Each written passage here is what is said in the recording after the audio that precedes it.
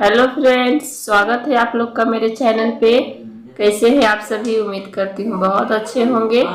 तो मैं मैया का गीत सुनाने जा रही हूँ। अगर पसंद आएगा तो एक लाइक जरूर कर दीजिएगा, और अभी तक मेरे चैनल को सब्सक्राइब नहीं किए हैं तो प्लीज़ कर दीजिएगा, और साथ ही बेल बटन को भी दबा दीजिएगा ताकि मेरी वीडियो की नोटिफिकेशन आपके पास सबसे पहले पहुँच जाए। तो चलिए गीत शुरू करते हैं।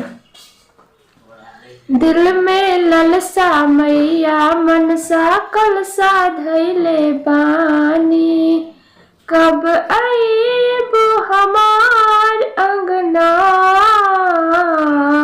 श्रद्धा से बोलावतानी, माई आजा हमार अंगना, श्रद्धा से बोलावतानी। जितना बुझाइल हम कईने तैयारी, बाटे विश्वास घरे अइबो महारानी। जितना बुझाइल हम कईने तैयारी, बाटे विश्वास घरे अइबो महारानी। दवन महुआ छाक लवंगिया हम तो जुटैले बानी, दवन महुआ छाक लवंगिया हम तो जुटैले बानी, कब आईबो हमार अंगना, श्रद्धा से बोलावतानी, माई आजा हमार अंगना, श्रद्धा से बोलावतानी।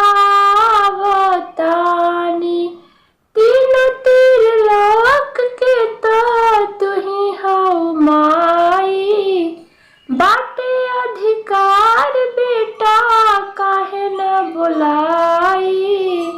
तीनों तीर लोक के तो तुही हऊ माई, बाटे अधिकार बेटा काहे न बुलाई। आस में सांस चलत बा मैया कहाँ सुतल बानी, आस में सांस चलत बा मैया कहाँ सुतल बानी, कब आईबो हमार अंगना,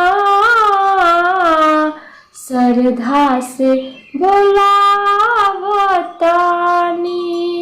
माई आजा हमार अंगना, श्रद्धा से बोलावतानी। Thank you. गीत कैसा लगा कमेंट में ज़रूर बताइएगा। तो मिलते हैं नेक्स्ट वीडियो में, तब तक के लिए बाय।